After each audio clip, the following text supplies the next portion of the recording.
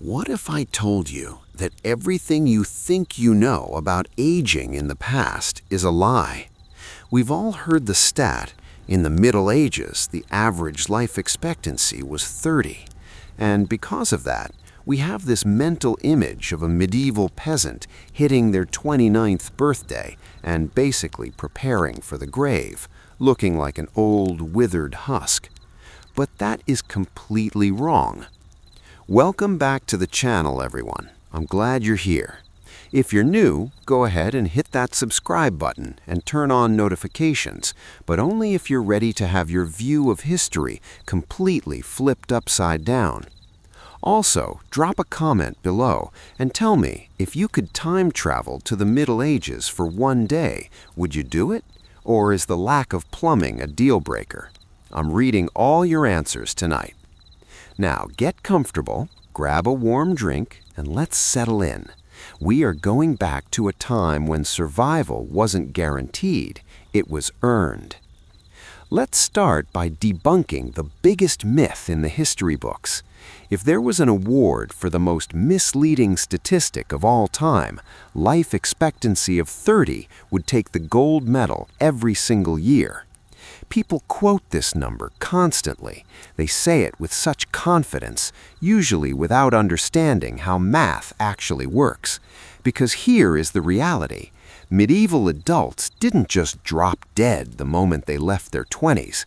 They didn't look in the mirror at age 30, see a gray hair, and say, well, it's been a good run, before crumbling into dust. The number 30 is an average. It is not an expiration date. And in the Middle Ages, that average was absolutely destroyed by one tragic factor: infant mortality. Think of it this way. If you have two people, and one dies at birth while the other lives to be 80, the average life expectancy of that pair is 40. But does that mean the 80-year-old was a miracle of nature? No. It just means the math is skewed. In the medieval world, childhood was essentially a minefield. Because so many kids didn't make it, the statistical average plummeted. It dragged the numbers down like a stone tied to a swimmer's ankle.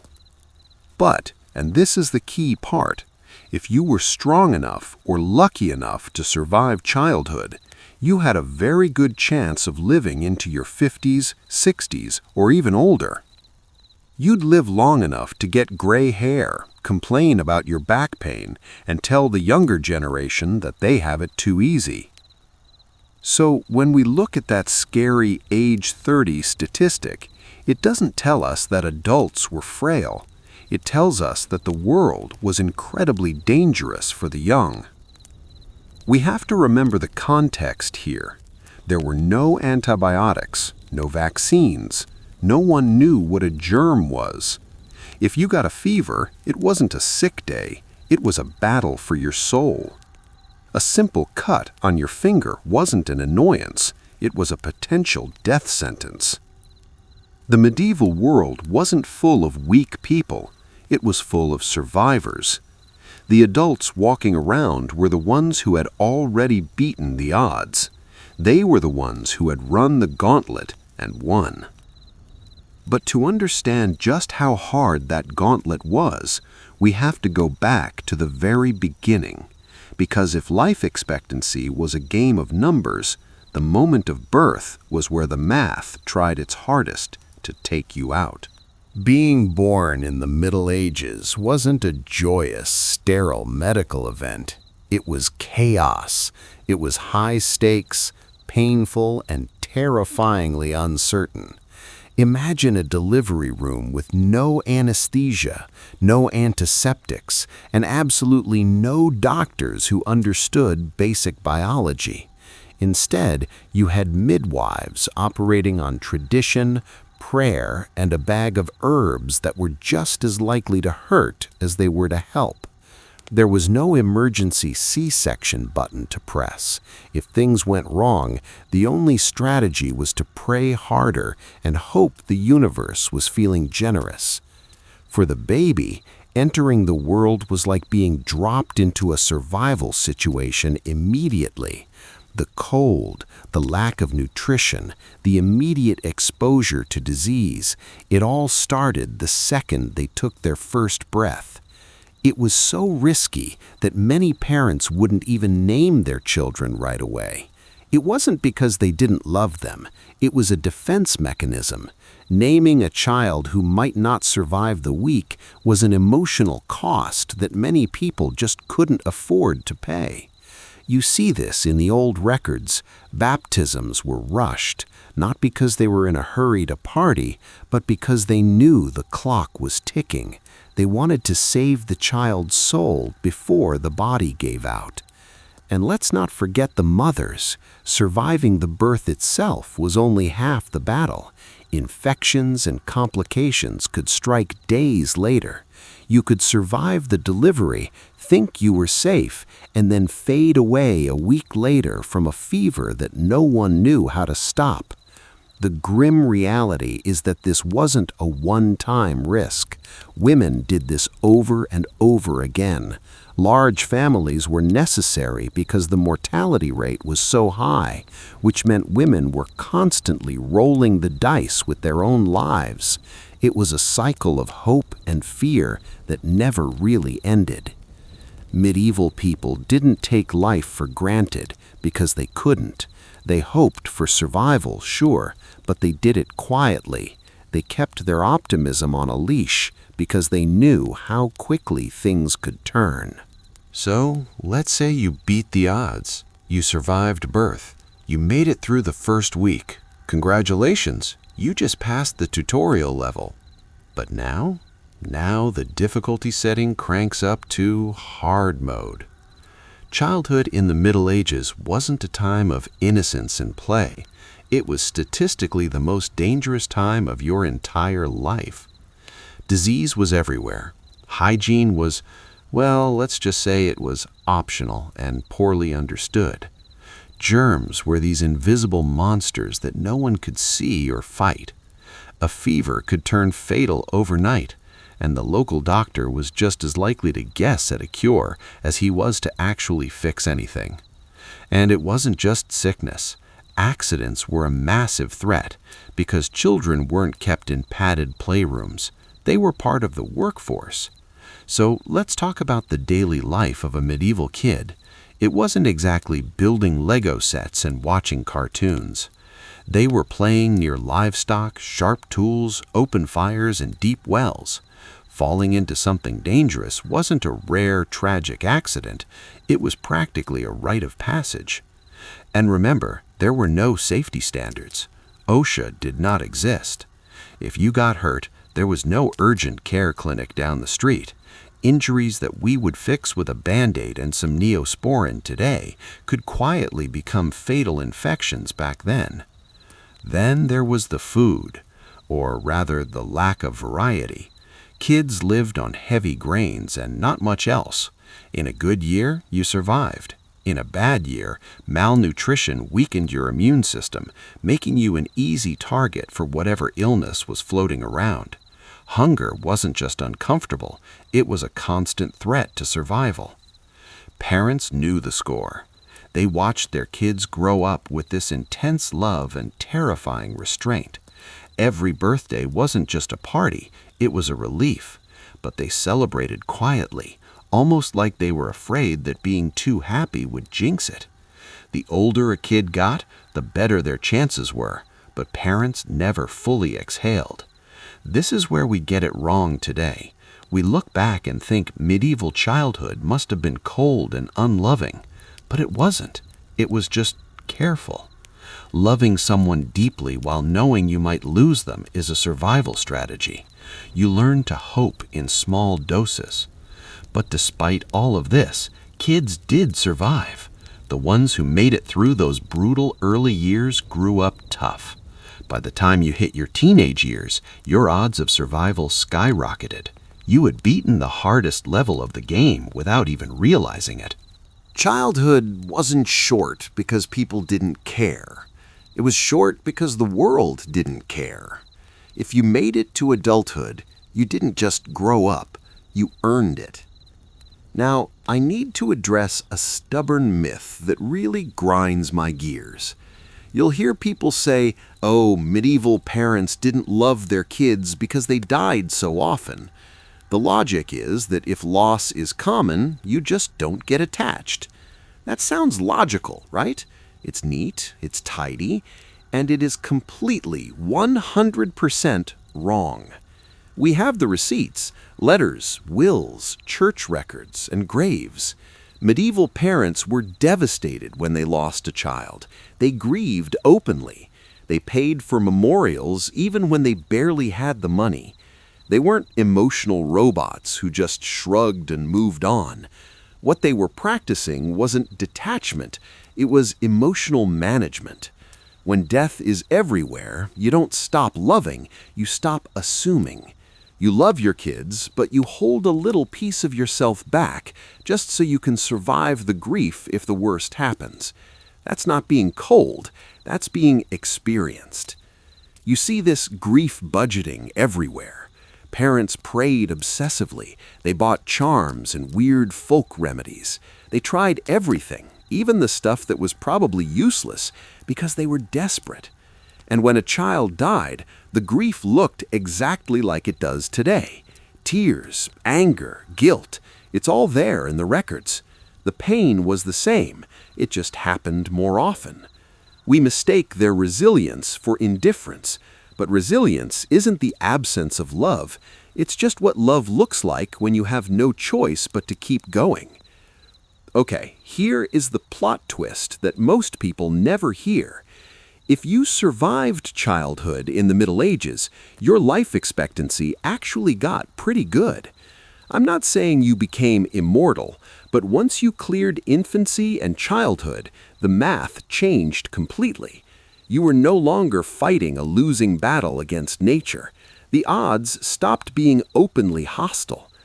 Plenty of medieval adults lived into their 50s. A decent number made it to their 60s. And if you hit 70, the village probably thought you were either blessed by God or secretly a wizard. Old age wasn't the norm, but it absolutely existed.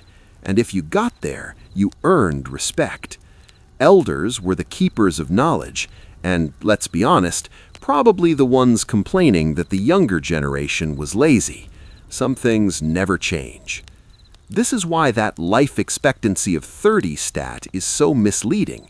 It flattens a complex reality into one scary number. Medieval society wasn't a place where everyone dropped dead at 29. It was a place where many died young, but the survivors lived full lives. Once you were an adult, life looked surprisingly familiar.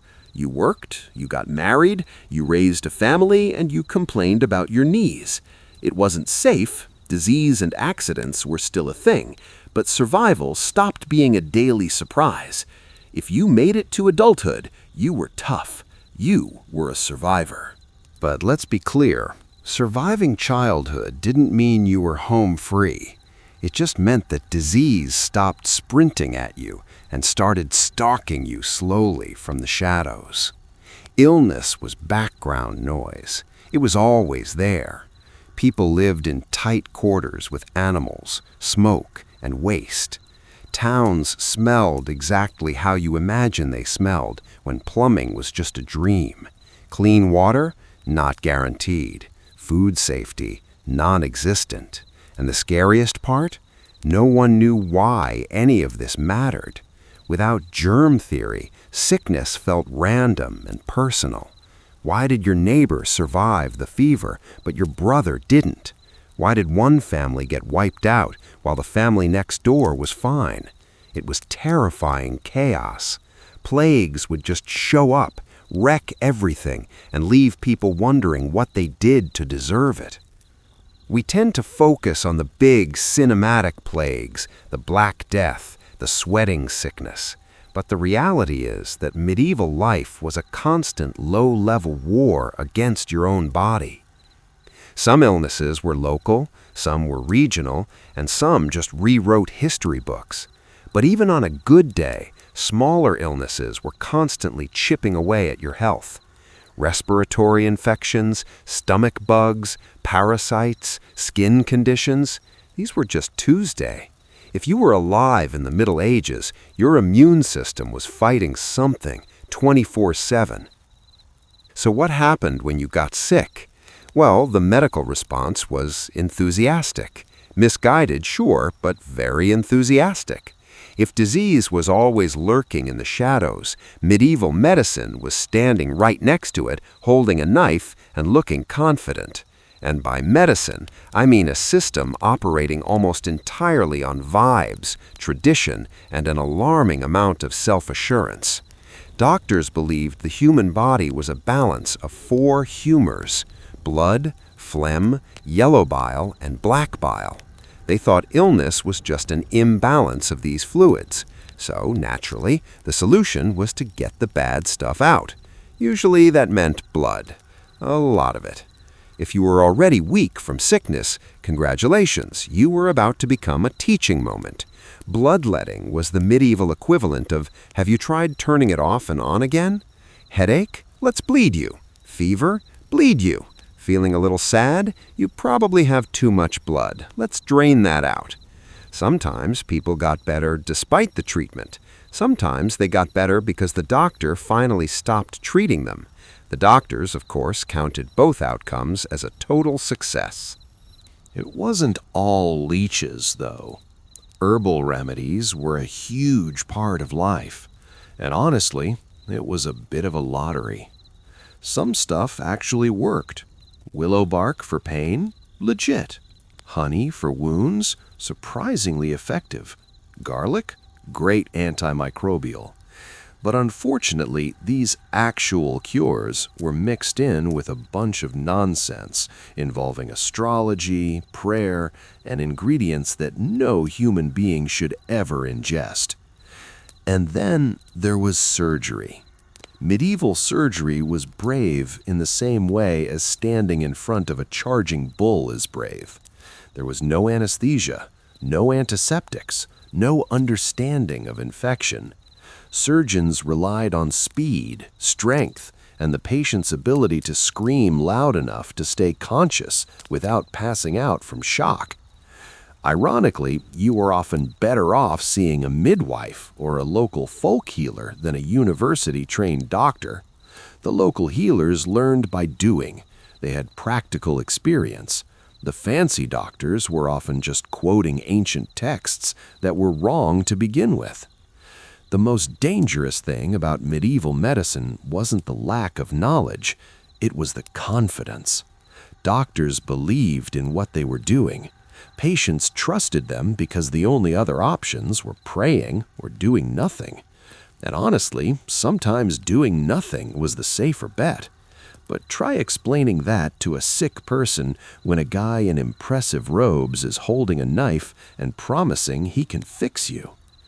But, to be fair, knowledge did accumulate slowly. Mistakes happened less often over time. Medicine didn't save most medieval lives, but it gave people a framework to understand their suffering. In a world without guarantees, even a bad guess felt better than silence. Now, let's talk about fuel. In the Middle Ages, what you ate didn't just affect your waistline. It was an active negotiation with your life expectancy. Diet was one of the biggest factors in who lived and who died, and it was completely unfair. For the average peasant, food was repetitive and deeply, deeply beige. Bread was the foundation of everything. It was usually dark, coarse, and made of whatever grain hadn't died in the field that year. Throw in some porridge, maybe a few vegetables, and a bit of cheese if you were lucky. That was it. You were sustained enough to work the fields, but you weren't exactly thriving. In good years, bodies adapted. In bad years, the wheels fell off. When a harvest failed, hunger set in. Hunger weakened the immune system, and a weak immune system was basically an open invitation for disease to walk right in. Famine rarely killed people directly. It brought friends. Meat existed, but for the poor it was a special occasion thing. It showed up on holidays or when an animal died and needed to be eaten quickly. The lack of regular protein didn't kill you instantly, but it quietly shortened your life. It made recovery harder. It made simple illnesses dangerous. This hit kids the hardest. Growing bodies need nutrients, and medieval kids didn't always get them. Malnutrition slowed their growth, weakened their bones, and left them vulnerable. Meanwhile, the wealthy were eating a different menu. More variety, more protein, more calories. It wasn't healthy by modern standards, too much wine and rich meat, but it gave their bodies a fighting chance. Being rich didn't make you immortal, but it definitely nudged the statistics in your favor. And we can't forget the seasons. Winter was the boss fight of the year. Fresh food vanished. Preservation was limited. People ate what they had, even if it was moldy bread, watered-down ale, or questionable leftovers. Complaining didn't help. Starving faster didn't help either. The tragic part about medieval diet is how invisible the damage was. People didn't usually drop dead dramatically from bad food. They just wore down. Here's the thing about the medieval diet. It wasn't usually a dramatic poison. It was a slow fade. People didn't just drop dead from eating bad bread on a Tuesday. Instead, they grew weaker over time. They healed slower. They caught colds that turned into pneumonia. Their lives didn't end with a bang. They ended with a gradual loss of resilience. Diet didn't decide who lived or died on a single day. It decided who had a fighting chance when things went wrong. And in the Middle Ages, something was always going wrong. If disease and diet didn't get you, work was patiently waiting for its turn. Medieval labor wasn't a 9-to-5 where you sit in a chair and complain about Zoom meetings. It was constant, physical, and brutal. And the rule was simple. You didn't stop working unless you were actively dying. And honestly, sometimes not even then. For a peasant, the day started before the sun came up and ended when your body gave out. Farming meant plowing, hauling, threshing, and fixing fences until your hands bled.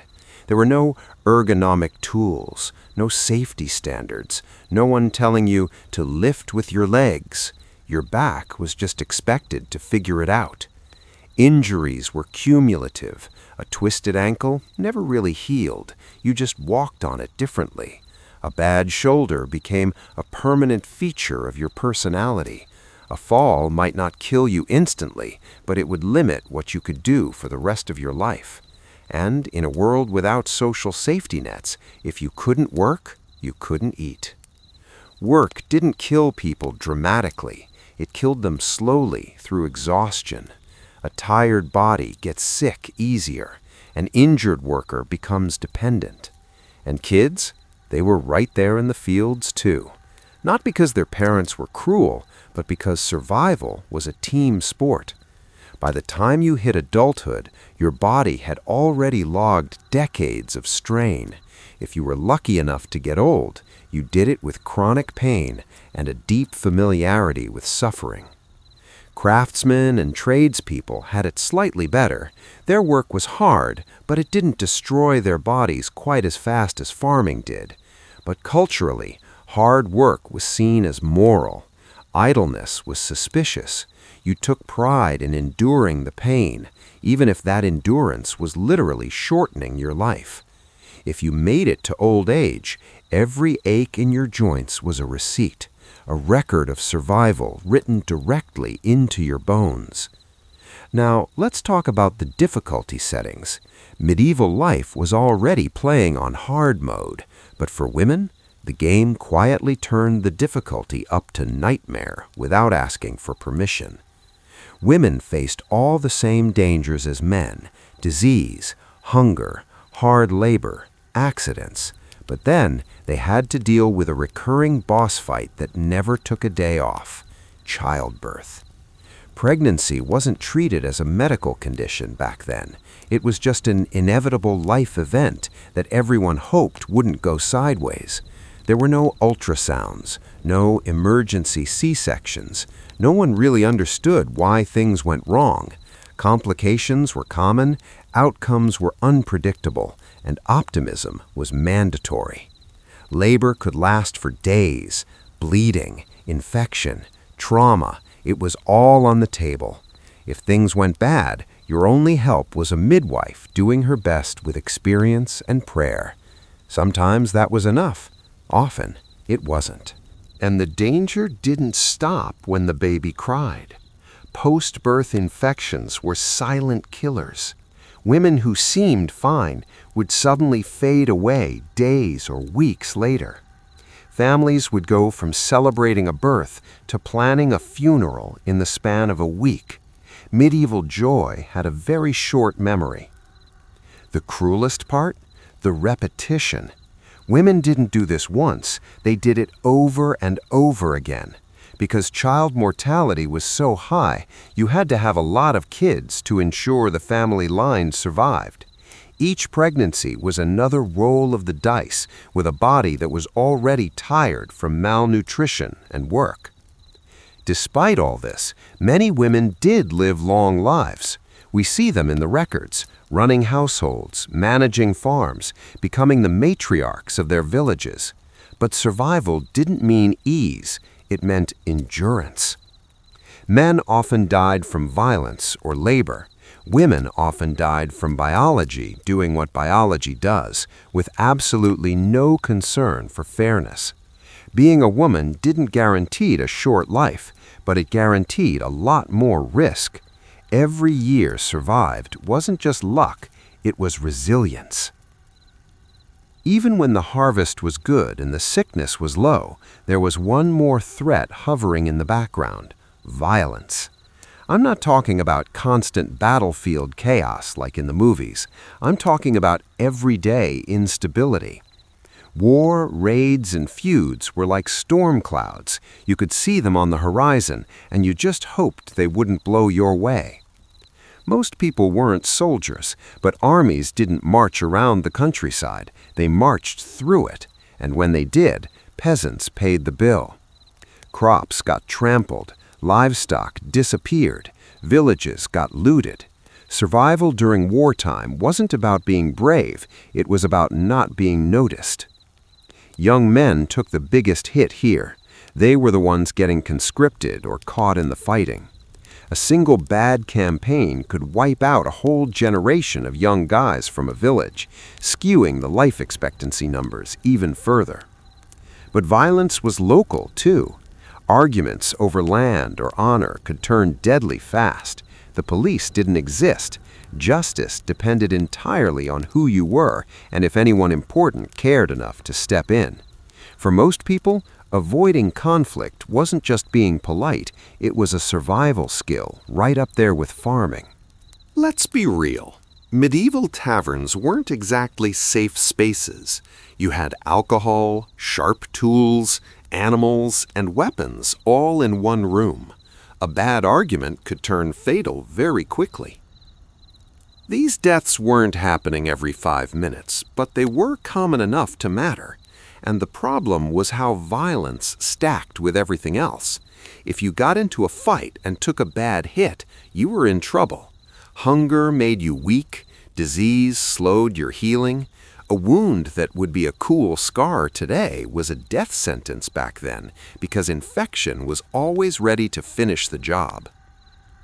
But I don't want you to think medieval life was a non-stop bloodbath. Most people lived pretty normal lives. They worked, they partied, they argued, they made up. Violence wasn't the daily routine, but it shaped expectations.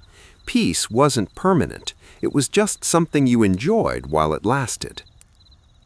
Now, here is the uncomfortable truth. Life expectancy wasn't just about luck or avoiding the plague. It was about who your parents were. Social class tilted the odds before you even took your first breath. If you were a peasant, you lived closer to danger. Hard labor, Bad food, crowded houses, it all added up.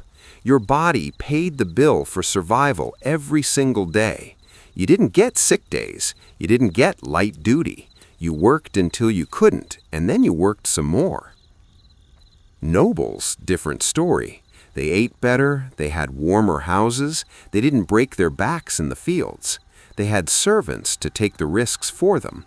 It wasn't that they were biologically stronger, it was just that their bodies weren't being ground down by the sheer effort of staying alive. That doesn't mean they were safe. Disease didn't care about your title. Plagues swept through castles just as easily as cottages. And nobles had a bad habit of dying in wars or hunting accidents that were actually political assassinations. Privilege improved your odds, but it didn't guarantee a win. Surprisingly, the people who often lived the longest were the clergy. Monks and nuns had less physical labor, a steady food supply, and a community that took care of them. Monasteries were basically early social safety nets. Regular meals, a roof over your head, and someone to bring you soup when you were sick. Turns out that stuff really helps you stay alive. City life was a mixed bag. You had better access to food and trade, but you were also living on top of your neighbors in unsanitary conditions. It was high risk, high reward. So class didn't guarantee survival, but it nudged the probabilities. Life expectancy wasn't shared evenly. It was distributed based on how heavy your burden was, and the poor carried the heaviest load. One of the weirdest myths out there is that old people just didn't exist in the Middle Ages, like everyone was either 20 years old or dead. That is nonsense. If you walked through a medieval village, you would absolutely see elders, men and women with bent backs and weathered faces who had survived everything: famine, war, childbirth, plague. They weren't anomalies. They were the champions of the game. Old age wasn't rare because humans couldn't live that long. It was rare because getting there was an obstacle course. But if you made it, you had status. Elders were the living memory of the village. They remembered the last famine, the last war, the last time someone tried that stupid idea. They were respected for their wisdom, or ignored for being annoyingly right. But old age wasn't gentle. There was no retirement plan, no pension, no hip replacements. Aging meant pain and dependence on your family. If that support system failed, things got dark very fast. Medieval people saw old age differently than we do. It wasn't an expectation. It was a bonus round, a blessing, sometimes even a burden. Living long meant you had outlasted your friends, which brought honor, but also loneliness. So by now, I hope you see why life expectancy of 30 is such a trash statistic. It's technically accurate, but it explains nothing. It's an average, and in a world where half the kids die before they grow up, the average breaks. It gets dragged down into the basement by tragedy before adulthood even enters the chat. Modern people hear 30 and imagine a world of short, miserable lives, but that's wrong. Medieval people didn't expect to die at 30. They expected uncertainty. They knew survival was earned, not guaranteed. They didn't plan decades ahead like we do. They planned in seasons, harvests, winters. Each year you survived was a victory lap. Here is the key takeaway. Lifespan, how long a human can live, hasn't changed much in history. What changed is how many people actually get to reach it. Medieval society filtered people out early and harshly. Modern society filters us out much later. The ceiling didn't move, the floor did.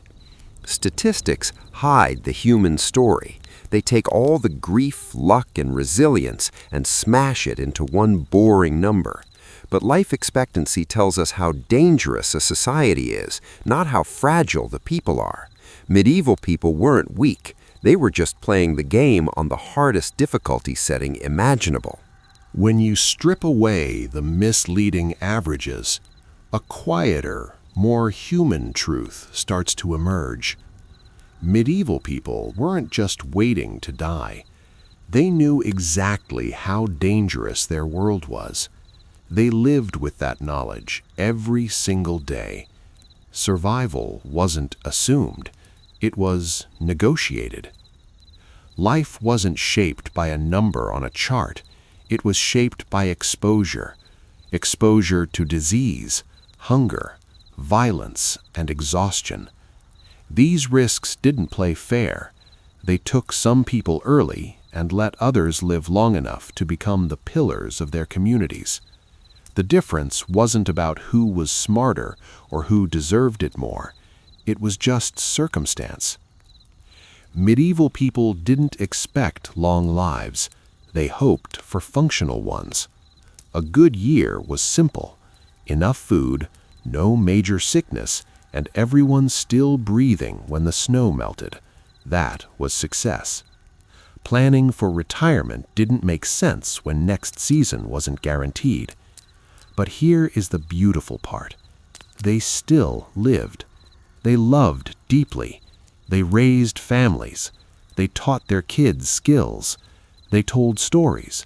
They complained about the weather and mourned losses with a familiarity that feels painfully modern. Shorter odds didn't make life meaningless. If anything, it made it more immediate. The cruelty of medieval life wasn't that people died young, it was that death was unpredictable. Some lives were brief and unfair, others were long and heavy with experience. The averages. When someone reached old age, it mattered. Elders were living proof that endurance was possible. They carried memory and wisdom forged through loss. Their presence reminded everyone that survival wasn't impossible, just uncertain. So the real lesson here isn't that medieval life was short, it's that it was fragile. And in that fragility, people adapted. They worked, endured, and kept moving forward, not because they didn't understand the danger, but because living has always been an act of defiance against it. Life expectancy tells us how harsh a world is. It doesn't tell us how human the people living in it were. And medieval people, they were profoundly, stubbornly human, right to the very end. Now let's shift gears completely. We're leaving the muddy fields of medieval Europe and traveling back even further to the golden sands of ancient Egypt. Because I want to tell you a story about a woman who didn't just survive her era, she defined it. Her name was Nefertari. Nefertari entered the world just as Egypt was gearing up for one of its most powerful eras. We don't know exactly where she came from, but we know one thing for sure. She wasn't raised like other girls. She wasn't trained just to look pretty in a procession or sit silently behind a throne. From day one, Nefertari received an education that was usually reserved for the elite men. She learned language, writing, religious symbolism, and court etiquette. She could read and write hieroglyphs fluently, a skill so rare that even high-ranking officials often didn't have it. In a civilization where words were sacred and writing was seen as divine, literacy was a superpower, and Nefertari had it. Her full name, Nefertari Meretmut, means the most beautiful of them all, beloved of the goddess Mut. But in ancient Egypt, beauty wasn't just about having a nice face. It implied harmony, intelligence, moral balance, and divine favor. To be beautiful was to embody Ma'at, cosmic order itself. Nefertari was shaped to represent stability in a world ruled by gods and kings. Growing up in elite circles, she saw how power actually worked. She watched how temples influenced politics, how marriages sealed alliances, and how queens could subtly shape policy without ever giving a direct order. She learned when to speak and more importantly, when to stay silent. She mastered the religious rituals, not just attending them, but understanding them. By the time she entered the royal household, she was already more than a potential wife. She was a living symbol of Egypt itself, educated, composed, aware of her value. When Nefertari married Ramses II, she didn't just become a queen, she became the wife of a living god. Remember, the pharaoh wasn't just a king, he was the earthly embodiment of Horus.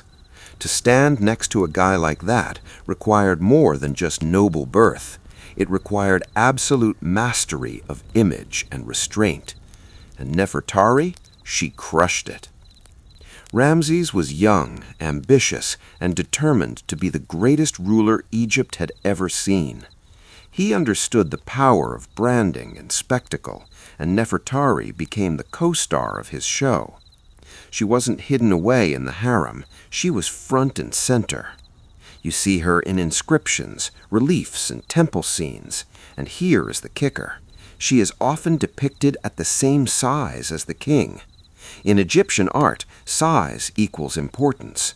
Usually the queen is tiny, standing by the king's leg, but Nefertari stands tall. That was a deliberate message. This queen matters.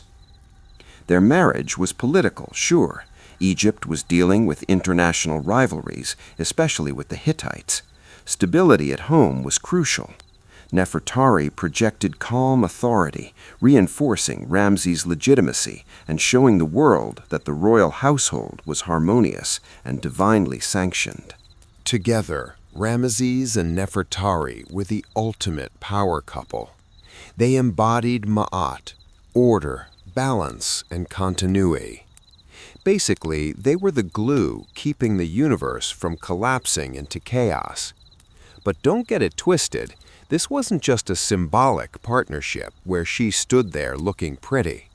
The evidence suggests Ramses genuinely trusted her judgment. Unlike many queens whose influence we have to guess at, Nefertari's power is right there in your face. She shows up in religious roles that were usually reserved for kings. She's making offerings to the gods. She's participating in sacred rituals. She's acting as the bridge between the divine and the human. That kind of visibility isn't an accident. It's a statement. It says, she knows what she's doing, and I trust her. Emotionally, their bond was unusually strong for a royal marriage. Ramses would go on to have dozens of children with multiple wives. The guy was busy. But Nefertari remained his great royal wife, his number one for years. In inscriptions, he talks about her with language that goes way beyond the standard royal script. He emphasizes his devotion. In a court built on hierarchy and power plays, Nefertari secured something incredibly rare: enduring favor. Nefertari's greatest flex wasn't just looking good in a crown, it was diplomacy. During Ramses' reign, the Near East was a mess. It was a fragile chessboard of rival powers, shifting alliances, and constant threats of war. One wrong move, and thousands of people died. But words, when used correctly, could stop a war before it started. Nefertari knew this. We have surviving letters between her and Pudu-Hepa, the powerful queen of the Hittite Empire. These weren't just formal "hello, how are you" notes written by a scribe. They were personal, they were warm, and they were politically precise. Nefertari addressed the Hittite queen as "my sister," a term reserved only for equals. That wasn't flattery, it was a power move. It was a statement of status. Through these letters, Nefertari acted as a stabilizing force. After decades of war, including the famous Battle of Kadesh, peace was fragile. Treaties could be signed by kings, but trust was built through relationships. Nefertari sent gifts, gold, fine linen, luxury goods, reinforcing Egypt's wealth while signaling goodwill. What makes this extraordinary is that she was operating in a space dominated almost entirely by men. While the guys were arguing over borders and armies, Nefertari was working the back channels. She used kinship language, religious symbolism, and mutual respect to get things done. She understood that diplomacy isn't just about dominance, it's about perception. If peace looks honorable, it's more likely to stick. And remember that literacy superpower? It gave her a huge advantage. She could read the letters herself. She understood the nuance. She could respond without relying on a translator. That direct engagement made her an asset Ramses could trust with the most sensitive secrets. In these letters, Nefertari isn't passive. She isn't submissive. She is confident, articulate, and deliberate. She helped secure stability for an empire at its height, guarding the peace just as effectively as the armies guarded the borders. In ancient Egypt, being queen wasn't just a political job, it was a sacred one, and Nefertari understood the assignment perfectly. The queen was expected to be the living embodiment of divine femininity. Nefertari didn't just play the role, she owned it. She aligned herself with Isis, the goddess who was a strategist, a magician, and the protector of kings. By linking herself to Isis in temple art, the court was sending a message: this queen is essential. Just as Isis protected Horus, Nefertari protects Ramses. She appears in art performing rituals that usually only the pharaoh gets to do. She's engaging directly with the gods, not standing behind her husband. This was deliberate statecraft. A queen who could operate confidently in sacred spaces made the whole dynasty look more legitimate. And let's be real, temples were economic engines. They controlled land, labor, and wealth. By being active in temple life, Nefertari had her hands on the levers of power. The priests didn't see her as decoration, they saw her as divinely sanctioned. As the years went by, Nefertari's position remained untouchable. Time is usually the enemy in a royal harem, especially when the king lives for decades and keeps marrying new wives. But Nefertari's status wasn't based on being the new Burl. It was based on trust built over years of shared rule. Ramses spoke of her with genuine admiration, praising her wisdom and grace, not just her beauty. That mattered. In a system where queens could be tossed aside the moment they lost favor, Nefertari stayed central. She also secured her legacy through motherhood, bearing princes and princesses who played key roles in court life. In Egypt, being remembered through your children was a form of immortality. As she got older, her appearances in the official records started to slow down. But this wasn't erasure, it was a transition. Egyptian art doesn't show wrinkles or decline, it freezes you in perfection. So even as real life moved forward, her image remained youthful and divine. What's remarkable is what didn't happen. There was no scandal, no exile, no younger rival pushing her out. She seems to have faded gently from the daily grind while keeping all her symbolic power. That suggests careful planning and deep respect. By the time she stepped back, her legacy was already locked in. She had shaped the image of queenship, influenced international peace, and anchored the royal authority in religion. Younger queens might have moved into the palace, but none of them carried Nefertari's history. Her later years weren't about loss, they were about endurance.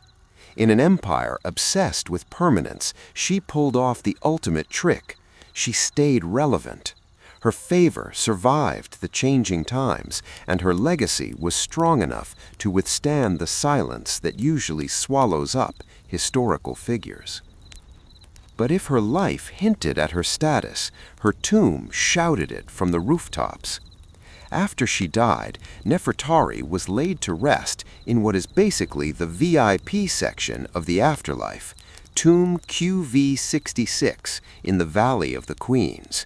And let me tell you, nothing about this place says modest. Every wall, every color, every figure screams that this woman was extraordinary. It is widely considered the most spectacular burial ever created for an Egyptian queen. Unlike a lot of royal tombs that try to impress you with sheer size, Nefertari's tomb is all about refinement. The paintings are so vivid and well preserved that they look like they were painted yesterday. We're talking deep blues, glowing reds, and luminous golds. It's breathtaking. But look closer at the art. She isn't shown as a passive soul waiting for judgment. She's an active participant. She's talking to the gods. She's receiving guidance. She's moving confidently toward eternity. She looks calm, dignified, and radiant, dressed in fine white linen and wearing the crown of divine favor. The gods treat her like an equal, not a servant, and in Egyptian belief, that is a huge deal. How you were painted in death was how you were expected to exist forever. Nefertari wasn't meant to just vanish into the afterlife. She was meant to own it. The walls are covered with religious texts that were usually reserved exclusively for kings.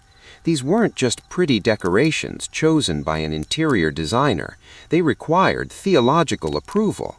Giving these texts to a queen was a massive statement. It meant her soul deserved the same protection and guidance as a pharaoh's. Even the location mattered. The Valley of the Queens wasn't just a cemetery, it was a sacred landscape tied to rebirth. By putting her there, the court aligned her forever with cosmic renewal. Ironically, the tomb's perfection highlights a mystery. Despite all this grandeur, her mummy was never found there. Was it moved to protect it from robbers? Was it stolen in ancient times? We don't know. But maybe that absence just adds to the legend. Even in death, Nefertari refuses to be ordinary. Her tomb isn't just a resting place, it's a statement carved in stone that says, "Remember me." In death, Nefertari didn't disappear into myth.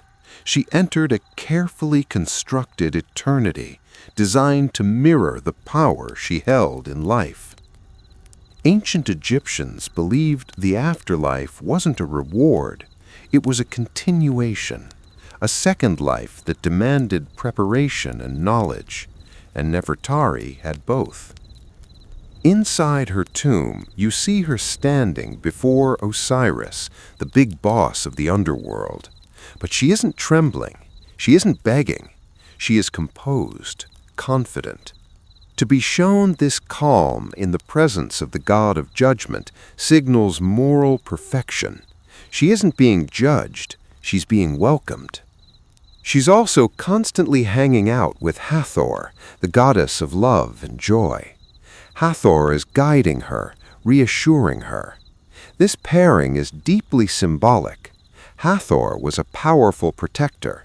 To walk beside her meant you had divine favor. The imagery is all about movement. Nefertari is walking, speaking, gesturing. This reflects the belief that the soul stays active. Eternal life wasn't about sleeping forever. It was about participating in the cosmic order. And notice what's missing: fear. Many tombs are full of scary scenes meant to ward off demons and traps. In Nefertari's tomb, those threats are barely there. Her path is clear, lit up, and protected. Her spiritual status was unquestionable. Anyone entering that tomb would see a victorious soul, not a fragile mortal. In Egypt, memory sustained existence. To be remembered correctly was to live forever. And Nefertari made sure she would be remembered as intelligent, divine, and powerful. Her final transformation was complete. She wasn't just a queen anymore. She became a permanent figure in the sacred cosmology. Even in death, she had agency. Her eternity wasn't silent. It was deliberate. Nefertari's story doesn't end with her burial. In a way, that's just where it starts. Ancient Egypt was obsessed with memory. They believed that as long as your name was spoken, you never truly died. And Nefertari, she made sure her name would be spoken for thousands of years. Names spoken, images preserved, stories retold. These were the tools of immortality in ancient Egypt, and by that measure, Nefertari won the game. But here is the weird contradiction. She has an overwhelming presence, but a total physical absence. Her tomb is stunning. Her image is everywhere. But her body? Gone. No coffin, no mummy, just an empty chamber where a queen should be. This has driven historians crazy for centuries. Was she moved to protect her from grave robbers? Was she lost in the chaos of history? Or was she quietly reburied somewhere else, stripped of her name and identity? We don't know. But paradoxically, this mystery has only made her legend stronger. Nefertari has become more than a historical figure. She's an idea. Without a body to anchor her to mortality, she exists entirely through art and memory. Her painted face, calm, confident, eternal, has outlived the stone, the dynasty, and the empire itself. For centuries, her name was buried under sand and silence. But when her tomb was rediscovered, the world lost its mind. Scholars and artists immediately recognized that this wasn't just another royal wife. This was a woman whose power was declared openly on every single wall. She challenges the lazy idea that ancient queens were just decorative. She proves that intelligence, education, and diplomacy could coexist with beauty. She forces us to rethink how power worked back then, not just through armies, but through symbols and relationships. Today, Nefertari is remembered as a figure of autonomy. Museums reproduce her image.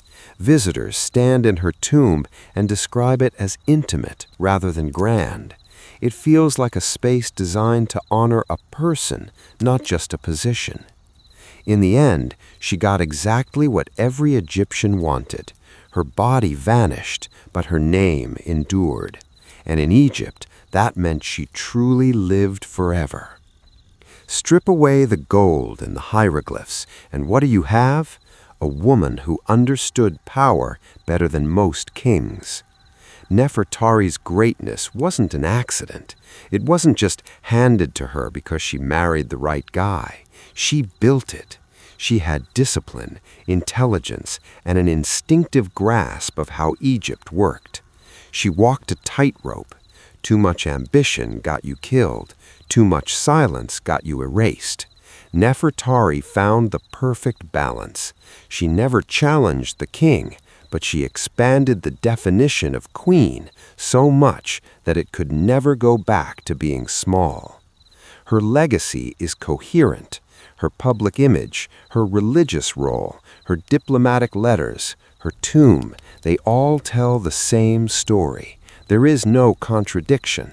That suggests she knew exactly how she wanted to be remembered and made sure it was carved in stone. Nefertari didn't wait for history to interpret her. She presented herself. Her story reminds us that power isn't always loud. Sometimes it writes letters instead of laws. Sometimes it shows up in a ritual instead of a battle. Sometimes it survives through continuity, not conquest. She mastered the quiet forms of influence and outlasted men whose names were carved deeper but meant less. Today, she sits in that unique space between history and reverence. She is studied, admired, and still partially unknowable. And honestly, that mystery isn't a flaw, it's a strength. She remains just far enough away to command respect. She was more than a wife, more than a tomb owner. She was a masterclass in how to shape an empire's memory, and that is her greatest achievement. Now, let's leave the heat of Egypt and go somewhere much, much colder. High in the Altai Mountains, where the ground is frozen solid and the silence is heavy, a group of archaeologists opened an ancient burial mound. They were expecting the usual stuff, broken tools, maybe some scattered bones.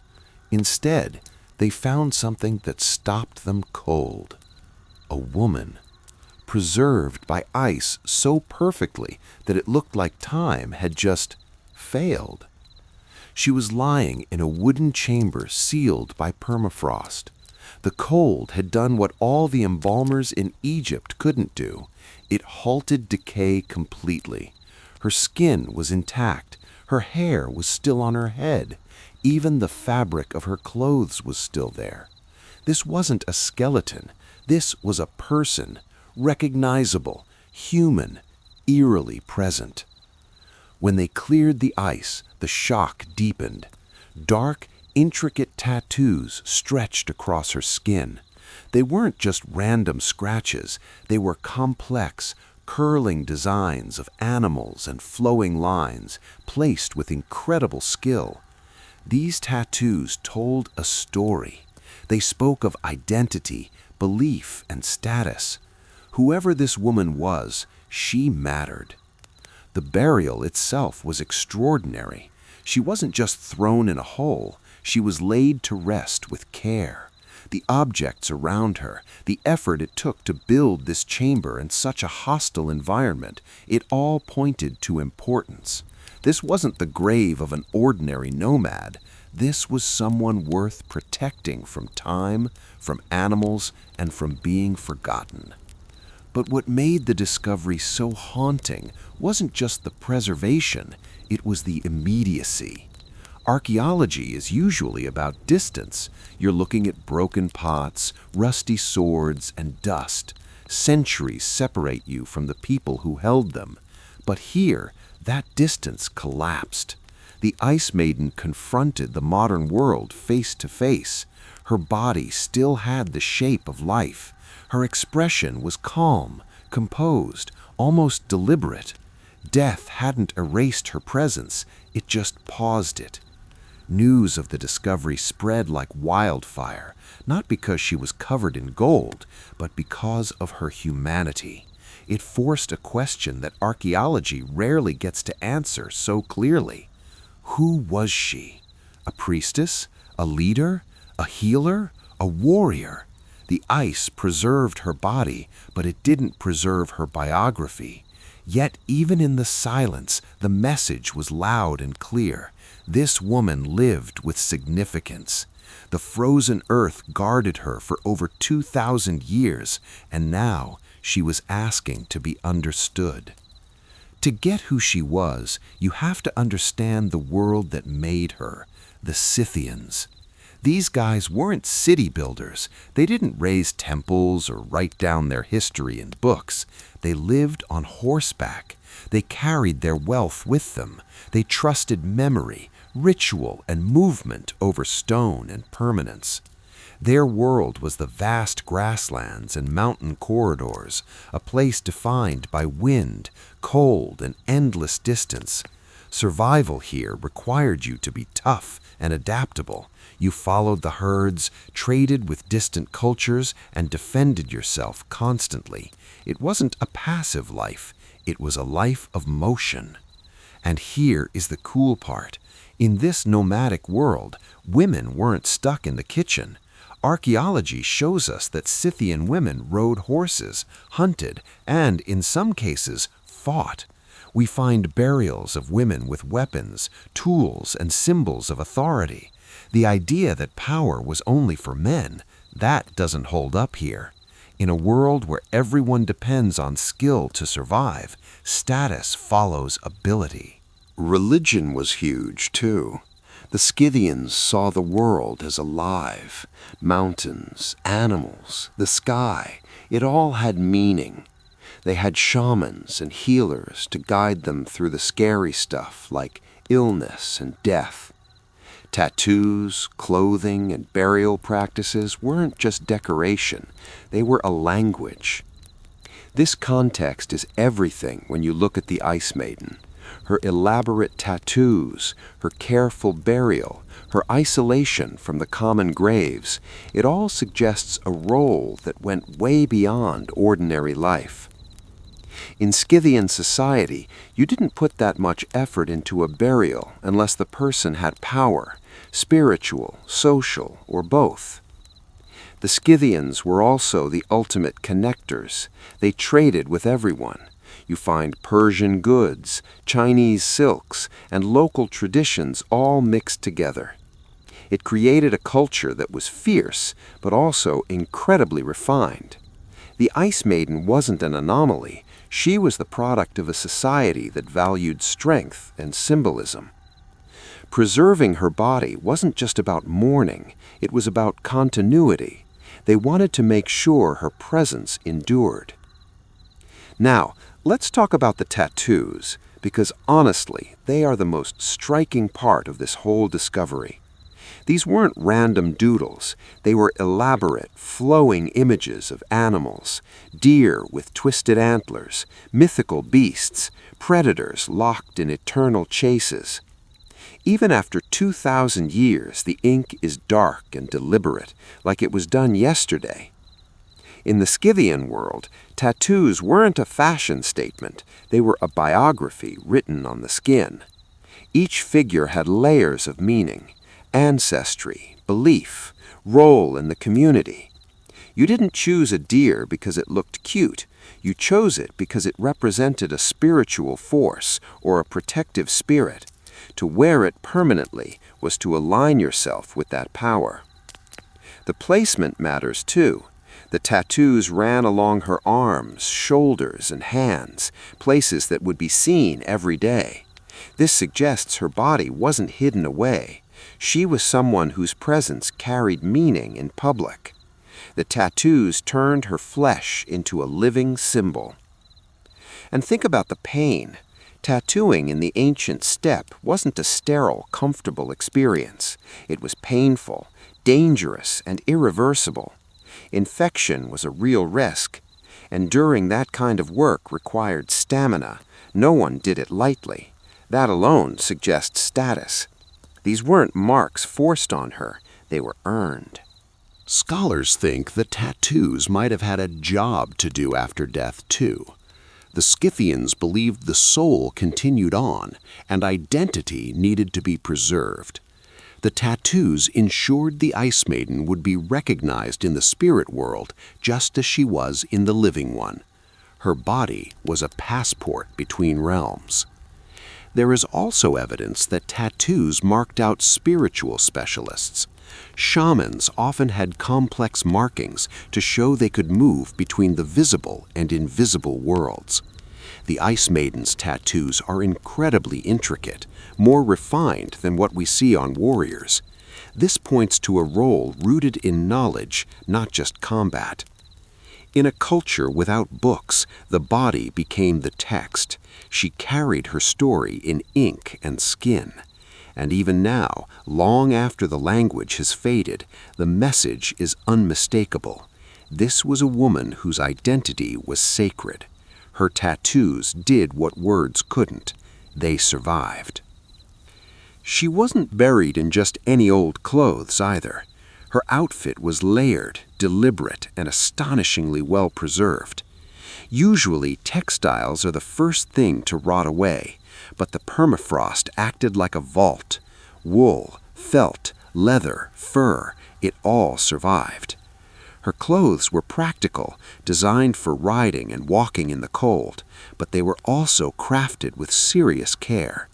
The cuts allowed for movement, the materials were tough, but survival wasn't the only goal. These clothes were made to communicate. Color mattered, texture mattered. In steppe cultures, clothing was a social language. What you wore told people who you were and how to treat you. The Ice Maiden's attire suggests elevated status, maybe not royal in the way we think of kings and queens in castles, but respected, revered. Her clothes show connections to the Pazyryk culture, known for its incredible craftsmanship. They valued symmetry and animal symbolism. Clothing was protection, identity, and ritual all rolled into one. And the footwear? That was especially telling. Let's talk about her shoes. Her boots were well made, sturdy, and clearly designed for travel. These weren't slippers for lounging around a tent. They were built for long distances on horseback. This tells us she wasn't confined to a domestic space. She moved. She participated. She was part of the active rhythm of nomadic life. Her headdress, even though it was damaged, suggests something ceremonial. In steppe societies, what you wore on your head often marked your spiritual role or a special occasion. Combine that with the tattoos, and you get a picture of a woman whose job went way beyond the everyday. Clothing reinforced what the ink declared. Even in burial, her garments were intact and carefully arranged. This wasn't an accident. Dressing the dead was an act of belief. The Scythians were preparing her for continuation, not disappearance. They dressed her to exist beyond death exactly as she had in life, competent, recognized, and whole. In a culture without palaces or stone monuments, clothing was the architecture of the self. Her clothes were her walls, her banners, her status symbols, and thanks to the ice, they survived. Through them, so did her place in the world. The Ice Maiden's burial makes one thing crystal clear. Her authority didn't come from comfort or luxury. It came from endurance. Life on the Siberian steppe was brutal, extreme cold, constant movement, the demands of animals and rough terrain. Power in this world wasn't something you inherited easily. It was something you proved every day. Her remains show signs of wear consistent with riding, travel, and hard physical labor. She wasn't sheltered from hardship. Whether she was a healer, a ritual specialist, or a leader, her role required her to be in the thick of it. Respect here was earned through usefulness. Nomadic societies valued people who could contribute something extra. A woman who understood herbs, illness, and ritual would have been indispensable. Illness and injury were constant threats. Someone who could ease pain, interpret signs, or talk to the spirits held real power. And that power didn't rely on force. It relied on trust.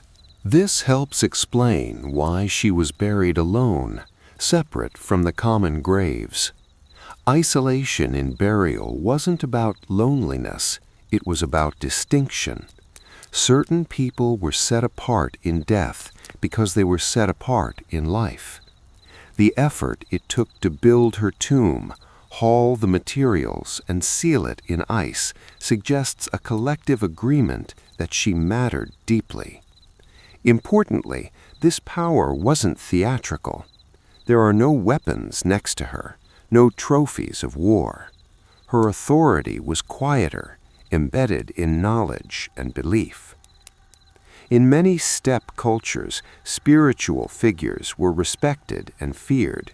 They healed, but they also commanded boundaries. Their closeness to the unseen world made them necessary, but also dangerous to offend. Her age matters too. She wasn't elderly, but she wasn't a child. She died in adulthood, likely while she was still active in her role. Was her death sudden? Was it illness? Fate? The care taken in her burial suggests reverence, not panic. Whatever happened, her people didn't just move on. The Ice Maiden's power was situational and human. She lived among her people, traveled with them, and endured what they endured. That shared experience gave her legitimacy stronger than any title. Her life reminds us that leadership doesn't always sit on a throne. Sometimes it rides through the snow, carries knowledge instead of a sword, and leaves its mark not in stone, but in memory and ice. The way she was buried tells us just as much about her death as her life. This wasn't a hurried job driven by fear. It was deliberate, ceremonial, and expensive in terms of effort. The Scythians didn't stumble into preserving her, they chose it. Her burial chamber was carved into the earth and sealed in a way that allowed water to seep in and freeze. This wasn't an accident. In the Altai region, people knew the land intimately. They knew frozen ground could be a guardian stronger than stone. By sealing her in ice, they placed her beyond animals, weather, and time. This suggests her body mattered beyond just mourning. In many nomadic beliefs, the physical body keeps its spiritual significance after death. Preserving it was a way to maintain balance. If she was a healer or a shaman, her body might have been seen as too powerful or too dangerous to just let decay. Ice was the safest boundary. The objects buried with her reinforce this. They aren't excessive. They reflect function, not just wealth. This wasn't a display to impress the neighbors. It was preparation. She was being equipped for the next stage. And then there is the cause of death. Her body shows signs of illness, possibly cancer, and injuries from a hard life. This wasn't a peaceful death of old age. But illness didn't diminish her worth. If anything, suffering might have heightened her spiritual authority. In many ancient cultures, pain was seen as being close to the spirit world. The separation of her grave suggests caution mixed with honor.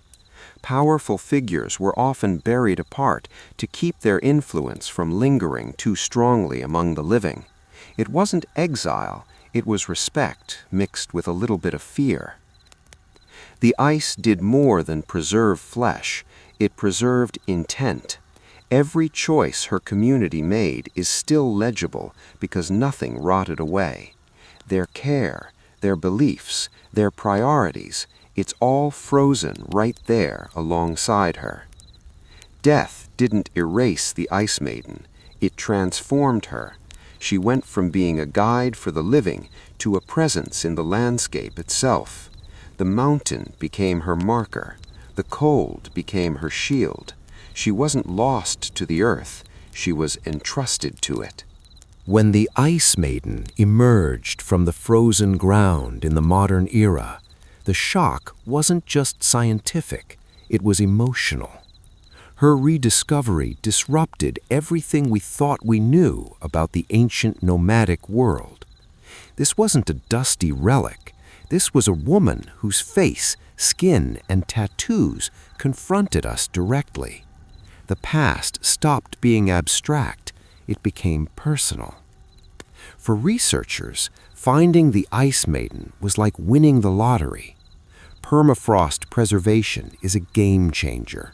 It reveals details that are normally erased forever. How clothes were made, how tattoos were inked, health conditions, burial intent. Overnight, entire academic debates shifted. The old idea that nomadic cultures were crude or unrefined, impossible to defend now. Here was proof of medical knowledge, artistic sophistication, and complex spiritual systems, all wrapped up in one person. But the reaction wasn't just scientific. Among the local descendants of the steppe cultures, removing the Ice Maiden sparked real grief and controversy. To them, she wasn't a specimen, she was an ancestor. Her disturbance was seen by some as a violation, a rupture of a balance that had been carefully maintained for centuries. When bad weather, illness, or accidents happened later, people blamed her displacement. Whether you believe in curses or not, The emotional response was real. This clash revealed a deep tension between modern science and ancient reverence. Archaeology wants to uncover answers. Indigenous memory wants to maintain continuity by leaving things alone. The Ice Maiden stood right in the center of this conflict, silent, preserved, and powerless to stop her second disruption. Museums put her behind glass, temperature-controlled and labeled. Visitors stared in awe, discomfort, and fascination. She became famous without her consent, transformed from a sacred individual into a global spectacle. Yet even there, she resisted being just an object. Her tattoos demanded interpretation. Her posture suggested intention. Her presence unsettled the idea that time creates distance. Eventually, pressure from local communities led to a partial resolution. Efforts were made to rebury her remains closer to her original resting place, restoring some respect. But the debate didn't disappear, it just changed. She wasn't just a discovery anymore. She was a reminder that the past isn't neutral territory. The Ice Maiden forced a question that archaeology hates to answer. Who owns the dead? The scientists who find them, or the descendants who remember them? There is no simple answer. Once again, the Ice Maiden altered the world around her, not through action, but through presence. Even after 2,000 years of silence, she still had the power to disturb, to challenge, and to demand respect. The Ice Maiden did more than reveal a single life frozen in time. She forced historians to rethink an entire world. For centuries, the nomadic cultures of the Eurasian steppe were written off as barbarians, violent, primitive, and intellectually dependent on the big settled civilizations. The Ice Maiden quietly destroyed that narrative. Her body provided evidence of advanced medical awareness. Her tattoos required anatomical knowledge and steady hands. Her clothing showed a mastery of textile production, adapted to extreme environments. Her burial showed a deep engagement with the landscape and the climate. None of this fits the stereotype of a crude society. Most importantly, she changed how we view women in these cultures. Before her, powerful women in the steppe were often dismissed as myths or rare exceptions. The Ice Maiden proved otherwise. She showed that authority, spiritual influence, and public presence weren't restricted by gender in nomadic societies. Power followed function, not formality. She also blurred the line between spiritual and political leadership. In settled civilizations, those roles were often separate. Among the steppe cultures, they overlapped. A woman who understood ritual and healing could wield influence equal to any warrior. The Ice Maiden embodied this integration. Her life suggests leadership rooted in knowledge rather than domination. Her preservation also forced archaeologists to confront a hard truth. We lose so much context when organic material decays. Color, texture, expression, entire aspects of ancient life usually vanish. The Ice Maiden reminded scholars that what survives is often only a tiny fraction of what once existed. History is incomplete not because people lacked complexity, but because evidence rarely endures. She also captured the public imagination. Unlike kings and generals, she was relatable. Her humanity was visible. Visitors didn't see a conqueror, they saw a person. This emotional connection changed how audiences engaged with ancient history, making it less about dates and more about lived experience. In this sense, the Ice Maiden became a bridge. She connected modern observers to a vanished world not through texts or monuments, but through presence. She made the past intimate. Her impact continues to ripple outward. Every new study of nomadic cultures now carries her shadow. Every claim of simplicity has to answer to her evidence. She didn't speak a word, yet she corrected centuries of misunderstanding. History didn't change because of what she said. It changed because of what she proved, simply by surviving. In the end, the Ice Maiden's greatest power lies in her refusal to disappear. Civilizations rise and fall, languages die, entire ways of life dissolve into silence, yet she endured, not as a legend or a myth, but as a reality. Her survival wasn't symbolic, it was physical, and that makes her impossible to ignore. She represents a kind of historical honesty that written sources rarely offer. There is no court poet hyping up her deeds, no historian rewriting her story to make a king look good. What we see is what remained: her body, her markings, her choices, and the care her people gave her. These are truths carved not into stone, but into flesh and ice. The Ice Maiden challenges how we define importance. She wasn't an empress. She didn't command armies. We don't even know her name. Yet today, her influence rivals that of famous rulers. Why? Because she embodies lived authority, the kind that comes from knowledge, resilience, and trust, not just a fancy title. She forces us to confront an uncomfortable idea. History usually remembers the loudest people, not the most essential ones. Countless lives like hers vanished without a trace simply because their world didn't write things down. The Ice Maiden survived by chance, yes, but also because her people believed she mattered enough to protect forever. There is something profoundly human in that decision. They didn't know she would be discovered by scientists in the future. They didn't preserve her for fame. They preserved her because they believed she should remain whole.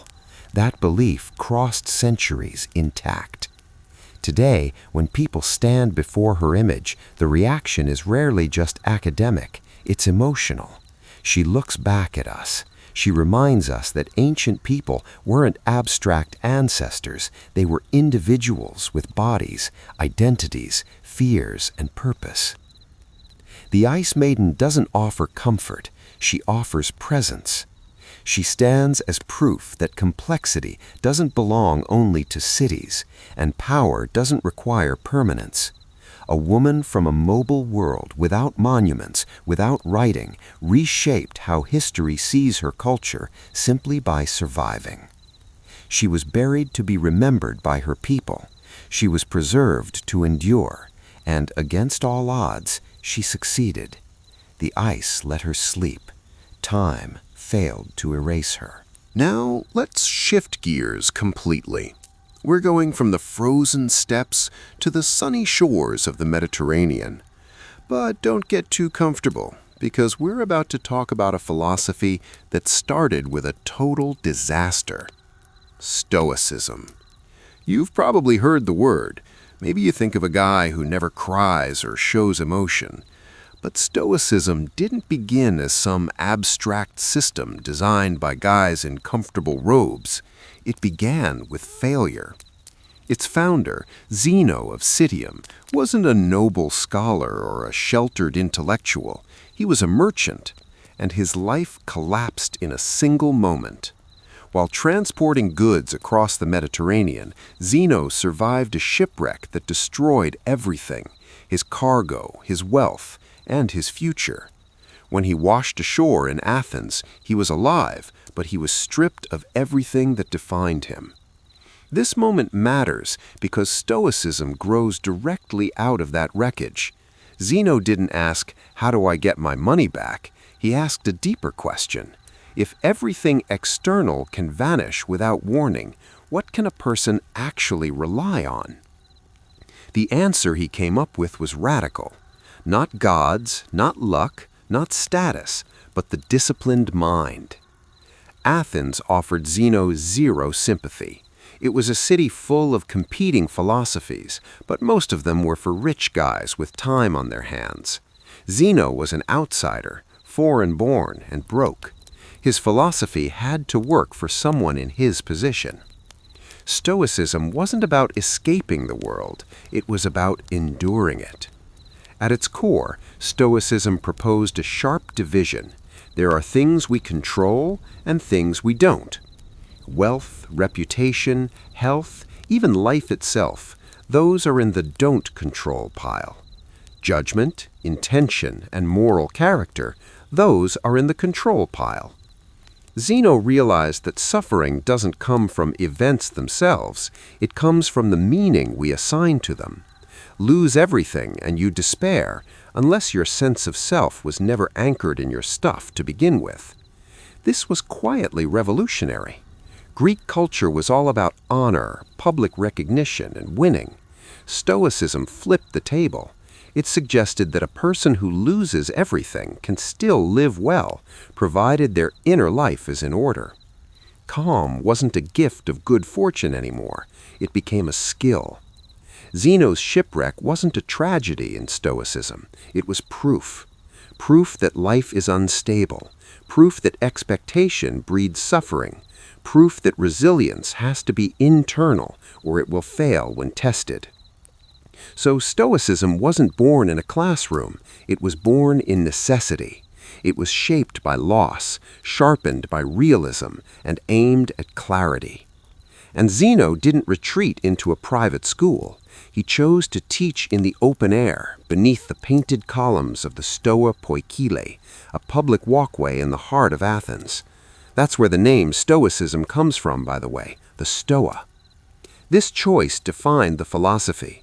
It wasn't for a secluded elite. It was for anyone living an exposed, unpredictable life. The Stoa wasn't a library. It was noisy. Merchants passed through, politicians argued, soldiers marched by, slaves ran errands.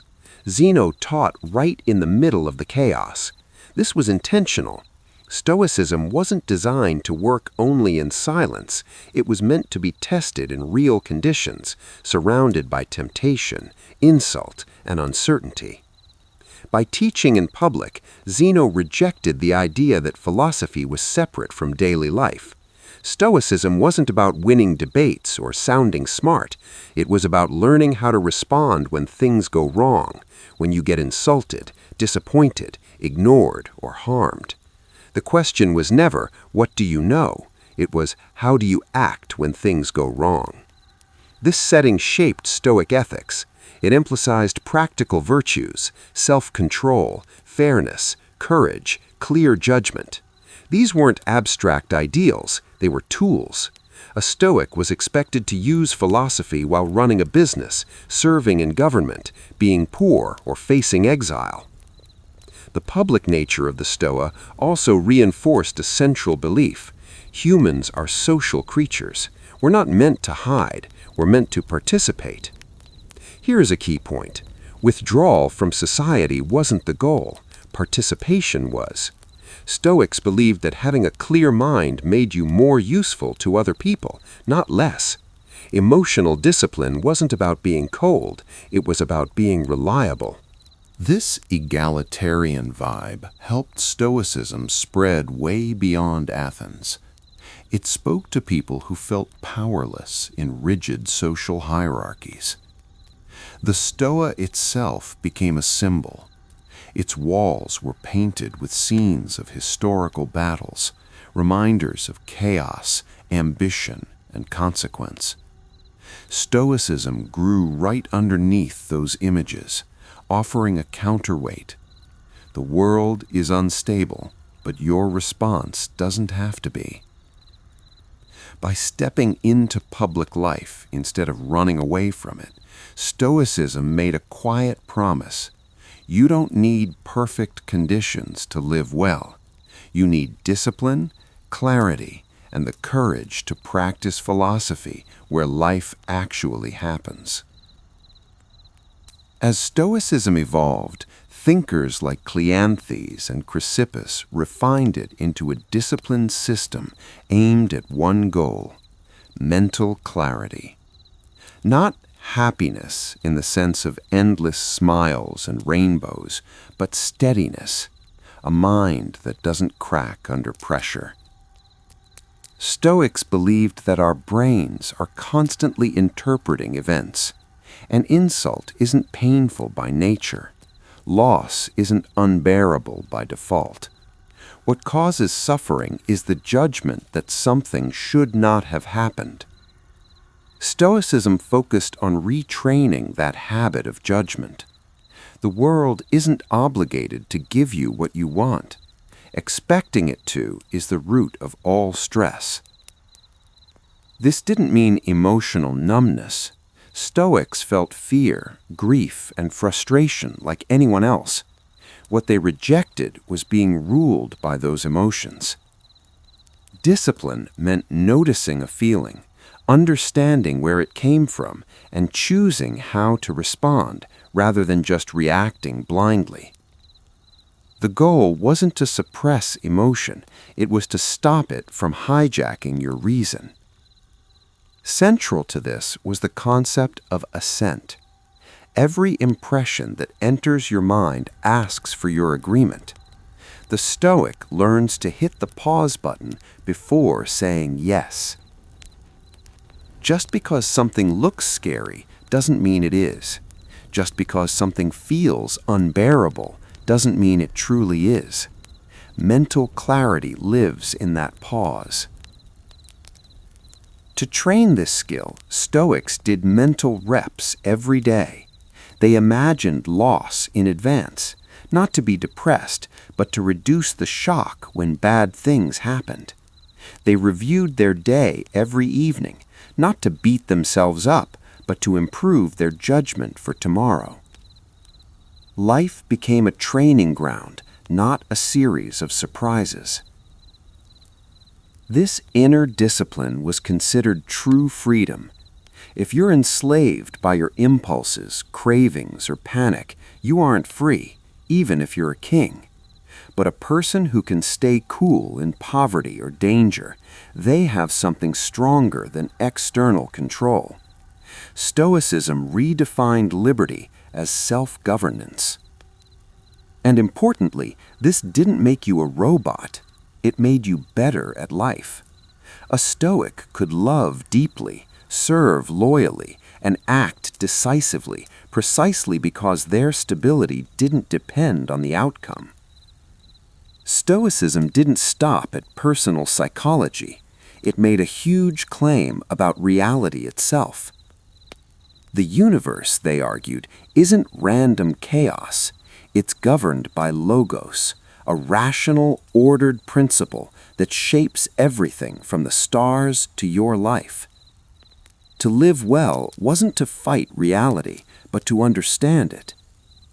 For Stoics, fate wasn't a cruel destiny. It was just cause and effect, stretching back forever. Every event had a reason, even if we couldn't see it. Suffering came from resisting fate. The famous Stoic metaphor compares life to a dog tied to a moving cart. The cart is going to move no matter what. The dog can walk along willingly, or it can be dragged. This worldview demanded humility. Humans aren't the center of the universe. We're just parts of a much larger system.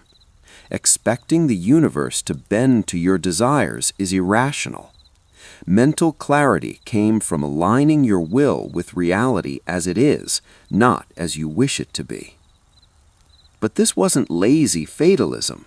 Stoics didn't think effort was pointless. On the contrary, acting virtuously was how you participated in the cosmic order. You couldn't control the outcome, but you could control your intention. That distinction preserved responsibility without the illusion of control. This reshaped how Stoics viewed misfortune. Illness, exile, poverty, death. These weren't punishments, they were natural events. To label them bad was to confuse discomfort with moral failure.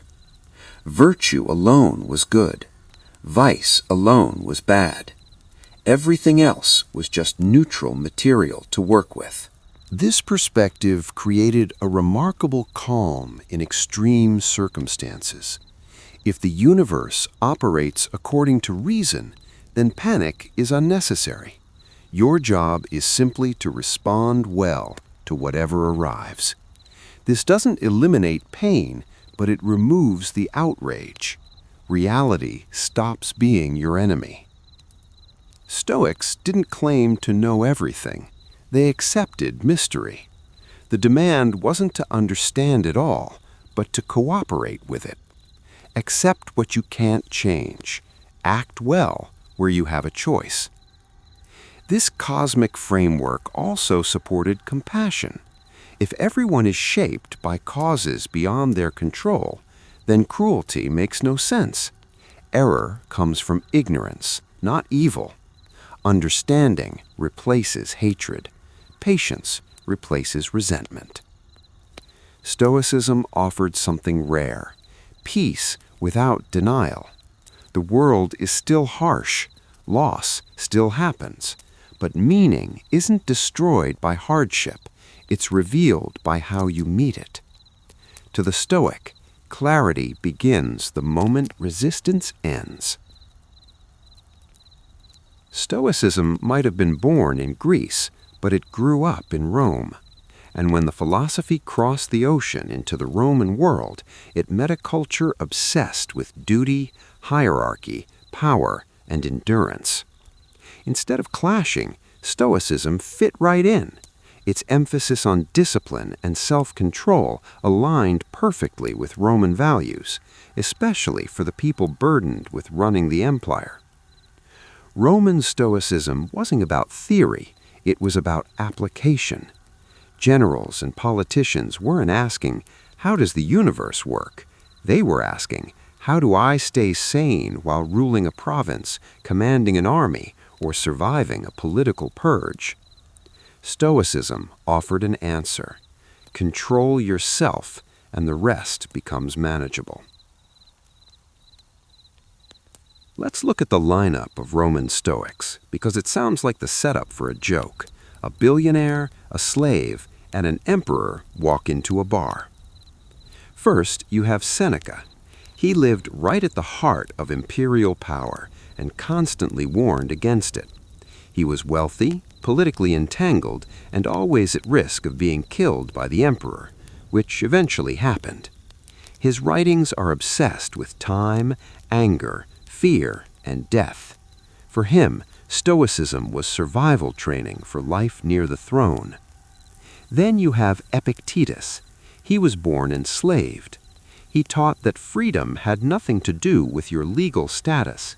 You could be in chains and still be free, as long as your mind wasn't enslaved by fear or desire. This was an explosive idea in a society built on slavery. It suggested that true freedom couldn't be given or taken away by any master. Finally, there is Marcus Aurelius. The guy ruled the most powerful state on earth, yet he privately wrote notes to himself, reminding himself that power meant nothing. His famous book, Meditations, wasn't meant to be published. It was his personal diary, exercises in humility and restraint, written while he was surrounded by war and plague. In Rome, Stoicism became a mindset for people who couldn't afford to have a mental breakdown. It taught them how to endure success without getting arrogant, and failure without falling apart. Rome gave Stoicism realism. Stoicism gave Rome restraint. Together, they built the ultimate system for mental clarity under pressure. Stoicism survived because it was never meant to stay in a book. From day one, it insisted on practice, repeated, deliberate, and often uncomfortable. For a Stoic, philosophy wasn't something you admired, it was something you trained, like a muscle or a martial art. Without practice, clarity dissolves when things get tough. Stoics treated every day as a workout. It started with the morning reflection. You didn't just wake up and hope for the best. You anticipated the friction. You told yourself, today I will meet someone annoying. I will face a delay. I might lose something. This wasn't pessimism. It was realism. By expecting the friction, you took away its power to shock you. Nothing felt unfair because nothing was unexpected. Mental clarity starts before the bad stuff happens. Then came the evening review. At the end of the day, Stoics looked at their actions, not to beat themselves up, but to calibrate. Where did I let emotion override reason? Where was I impatient? Where did I actually keep my cool? This wasn't confession, it was data analysis. The goal was improvement, not punishment. If you know you can handle having nothing, you aren't enslaved by having everything. Luxury becomes optional, not necessary. This directly attacked anxiety about the future. They even trained how they spoke. Stoics stripped away emotional language. Instead of saying, "I was betrayed and it's a tragedy," they would say, "Someone acted according to their understanding." Instead of, "This illness is unbearable," they'd say, "The body is impaired." By stripping away the drama, the mind regained perspective. And of course, they focused on the now. Stoics warned against living in imagined futures or replaying past regrets. Anxiety lives in tomorrow. Regret lives in yesterday. Clarity lives right now. This wasn't some mystical be present vibe. It was practical focus. Importantly, this wasn't just self-improvement for the sake of it.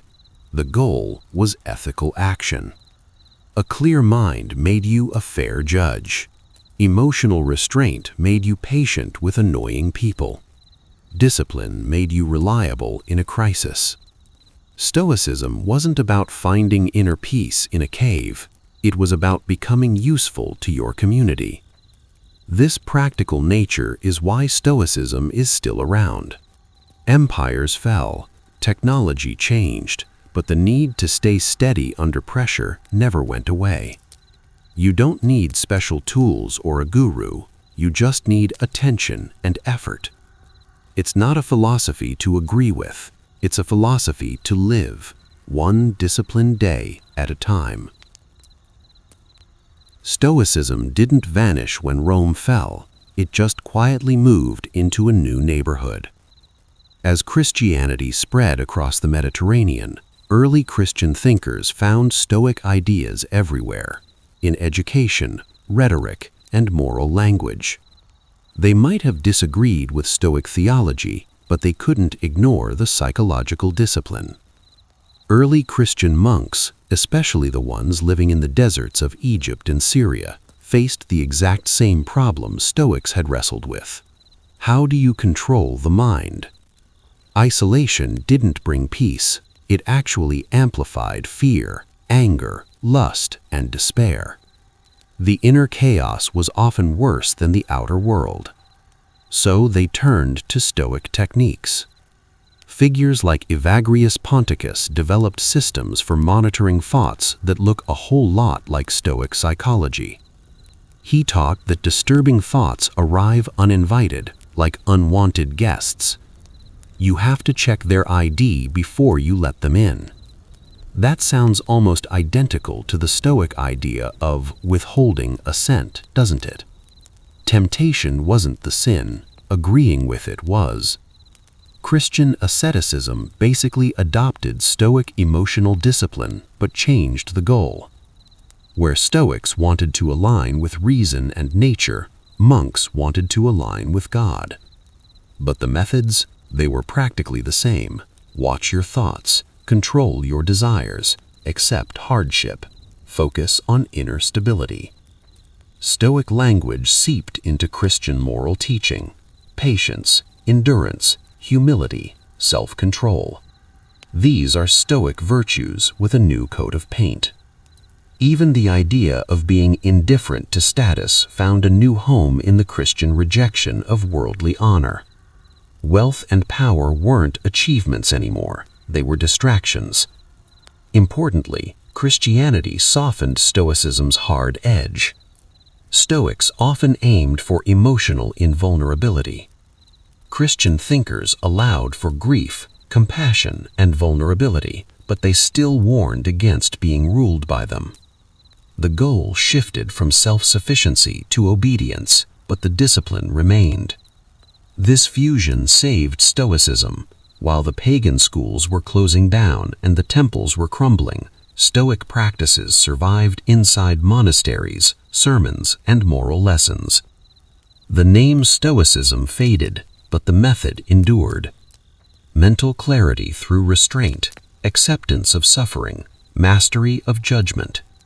These became Christian virtues. Even when people forgot who Zeno was, the Stoic mind was still at work, watching thoughts, resisting impulses, and seeking calm in a chaotic world. Stoicism didn't need to survive as a label, it was practical enough to live on without one. Stoicism didn't make its comeback through temples or philosophy schools. It came back through psychology, long before it was trendy on social media. Its core insights quietly reappeared in modern mental health.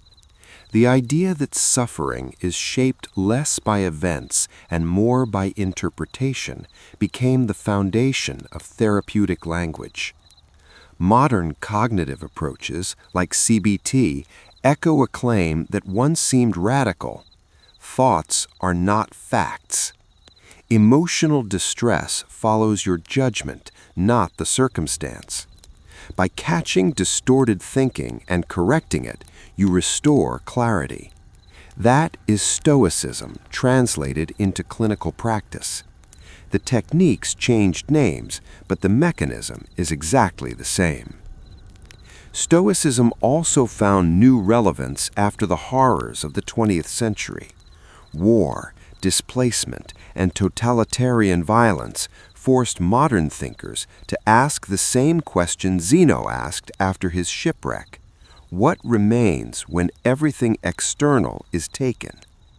One of the most powerful voices to answer that was Viktor Frankl.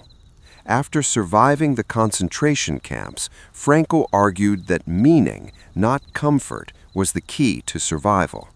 His conclusions mirror Stoic thought almost exactly. Freedom, he claimed, exists in the space between stimulus and response. In popular culture, Stoicism has resurfaced as a counterweight to our world of constant stimulation. In an age of outrage, comparison, and anxiety, the Stoic insistence on restraint feels almost rebellious. Stoicism didn't promise happiness, it promised resilience, and that distinction matters. Modern self-help often borrows Stoic ideas for productivity or confidence hacks, but classical Stoicism was never just about optimization. It tied mental clarity to virtue, honesty, fairness, courage, responsibility. Clarity without ethics was considered dangerous. This tension defines the modern revival. People admire the calm, but they often mistake it for emotional suppression.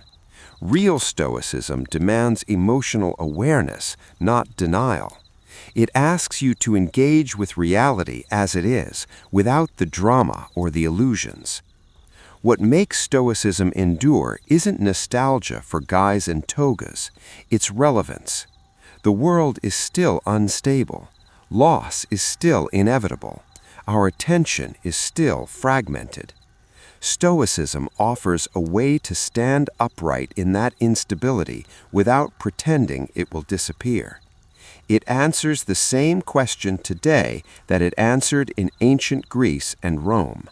How do you live well when certainty is impossible? Different centuries, same question, and Stoicism keeps answering, quietly, persistently, and without promising you comfort. Stoicism endures because it never promised escape, it promised clarity. In every era where it popped back up, the conditions were the same: uncertainty, loss, noise, pressure. Stoicism doesn't try to eliminate those forces. It teaches you how to meet them without breaking. At its core, it redefines strength. Strength isn't dominance. It isn't being loud. It isn't constant confidence. Strength is the ability to remain steady when conditions deteriorate. It is the refusal to let fear, anger, or desire dictate your actions. This kind of strength is quiet. It doesn't announce itself, but it lasts. Mental clarity in the Stoic sense isn't a permanent state of Zen. It's a practice of alignment. Alignment between your judgment and reality, between your values and your behavior, between what you want and what you accept. When those are in conflict, the mind fractures. When they are aligned, resilience emerges. Stoicism puts the responsibility back where it belongs, not on fate, not on others, not on circumstances, but on your judgment. This is demanding. It takes away the comfort of blaming everyone else, but it also gives you your agency back. The world might be harsh, but your response can be better. This is why Stoicism resists simplification. It's not positive thinking. It doesn't tell you to be optimistic for no reason. It asks for realism paired with restraint. It acknowledges pain without amplifying it. It allows grief without surrendering reason. In a culture that often thinks screaming your emotions is authentic, Stoicism can seem cold. But its aim isn't to erase emotion, it's emotional proportion. Feel what is appropriate for as long as it is useful, without letting that feeling become your identity. Ultimately, Stoicism offers reliability, not just happiness. A Stoic is someone others can depend on in a crisis, not because they feel nothing, but because they aren't overwhelmed. This is why it appealed to rulers, slaves, monks, soldiers, and survivors. Different lives, same need. Stoicism doesn't promise that life will be fair. It promises that clarity is possible anyway. And that is its quiet power. 2,000 years after it was born on a painted porch, Stoicism remains what it always was, a philosophy for people who can't afford illusions but still want to live well.